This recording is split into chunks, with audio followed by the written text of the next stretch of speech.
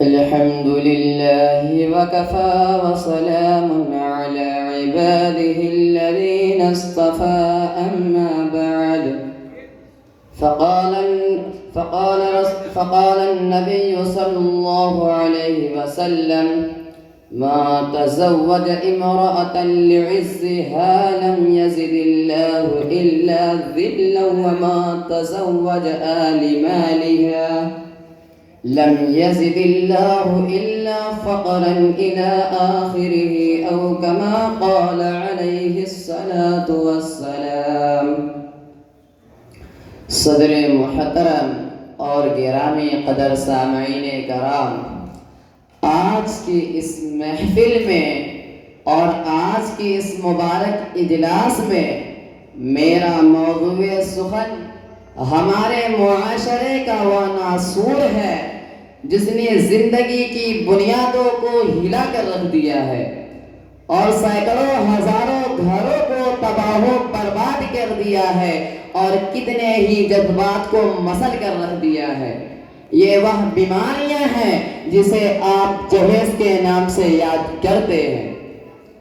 میں نے خطبہ کے بعد ایک حدیث شریف پڑھی ہے، اس میں حضور پر نور محمد عربی صلی اللہ علیہ وسلم کا پاک ارشاد ہے کہ جو شخص عزت حاصل کرنے کے لیے شادی کرے گا تو رب ذوالجلال ایسے شخص کو ذلت کے سوا کچھ نہ دیں گے، اور جو شخص مال کے لالچ میں شادی کرے گا تو اس کو فقر و فاقہ اور تنگ دستی کے سوا کچھ نصیب نہ ہوگا۔ اسلام کے پاسبانوں، آج ہندوستان کے اندر اور خاص طور سے ہمارے معاشرے میں جہیز ایک ایسا ناسور بن گیا ہے جو ایٹمی ہتھیار سے زیادہ خطرناک اور مہلک ثابت ہوتا جا رہا ہے۔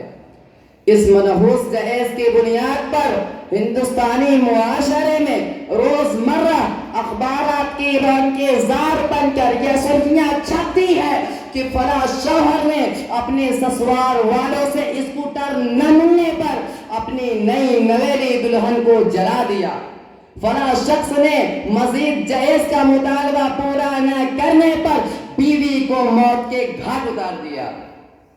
عجب ماجرا ہے حضرات، دیکھیے عجب ماجرا ہے حضرات، دیکھیے داماد مانگتا ہے خیرات، دیکھیے محترم حضرات، اخبارات کی یہ سرخیاں ابھی غیر قوموں کے بارے میں ہی نظر آتی تھی، مگر افسوس صد افسوس کہ رفتہ رفتہ ہماری اسلامی معاشرے کے اندر بھی یہ وبا پھیل چکی ہے۔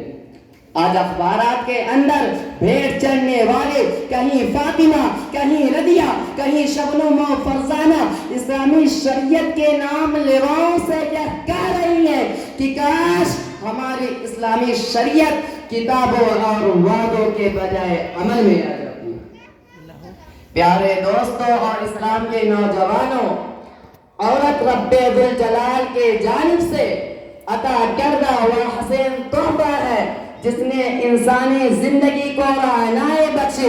اسی عورت کے دم سے نگاروں میں خوبصورتی پیدا ہوئی، اسی معصوم کلی نے حضرت آدم علیہ السلام کے زندگی سے خوف و وحشت کو دور کیا، مگر ان تمام باتوں کے باوجود ظلم و ستم کے تاریخ شاہد ہے کہ اس دار فانی میں جتنے مظالم برپا ہوئے ہیں ان میں سے زیادہ تر صنف نازک لبر کیے گئے ہیں۔ اس پہ ہم سماج نے عورت کو بھی اس نظر سے دیکھا ہے، وہ نہایت ہی قابل مذمت ہے۔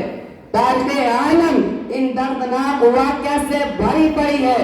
کبھی حضرت مریم علیہ السلام کو دنیا والوں نے متہم کر کے جنگلوں کی خاک چھاننے پر مجبور کیا، کبھی نمرود نے اپنے بیٹی کو ایمان لانے کی پاداش میں آگ میں ڈالا، تو کبھی عرب کے جاہل معاشرے نے لڑکیوں کے پیدائش کو اس قدر منحوس تصور کیا کہ ان کو پیدا ہوتے ہی زندہ درگور کر دیا جاتا تھا۔ محترم حضرات، آج بھی ان معصوم کو شجاعوں پر ظلم و ستم کے پہاڑ توڑے جا رہے ہیں۔ جبر و تشدد کی خاردار جھاڑیاں ان کے راہ میں حائل ہے. آج بھی ان عورتوں کے ارمانوں کا خون کیا جا رہا ہے. غریب گھرانوں کی بچیوں پر خدا کی زمین اپنی وسعت اور کشادگی کے باوجود تنگ ہو رہی ہے. ساری دنیا پر یہ بات روز روشن کی طرح آیا ہے کہ جس گھر میں لڑکی جوانی کی دہلیز پر قدم رکھتی ہے اسی وقت سے والدین کی نیند حرام ہو جاتی ہے. زندگی کا ہر لمحہ سانپ پر کر ڈسنے لگتا ہے. ایک طرف لڑکی کی اڑتی ہوئی جوانی ہوتی ہے تو دوسری طرف جنسی بھیڑیوں کی اڑتی ہوئی نگاہیں ہوتی ہے تو تیسری طرف پڑوسیوں کی چینی گوئیاں ہوتی ہے. والدین اس گلاب کے پھول کو سنوارنے کے لیے جب کسی لڑکے کی تلاش کرتے ہیں تو جہیز کے مطالبات ان کے ارادوں کو وہی مسمار کر دیتے ہیں.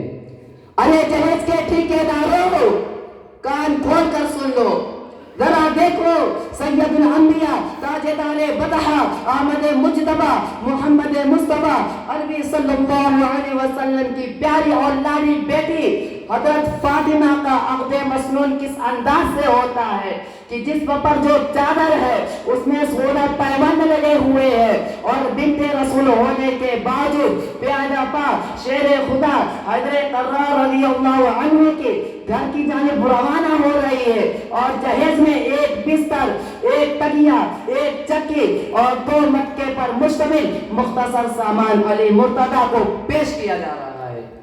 آج ہم یہ کہتے ہیں ہمارا بیٹا ڈاکٹر ہے، ہمارا بیٹا انجینئر ہے، ہمارا بیٹا پائلٹ ہے، ہمارا بیٹا گریجویٹ ہے، ہمارا بیٹا ٹیلی فون آپریٹر ہے، ہمارا بیٹا سعودی عرب میں رہتا ہے، اسی لیے جہیز میں جہاز چاہیے.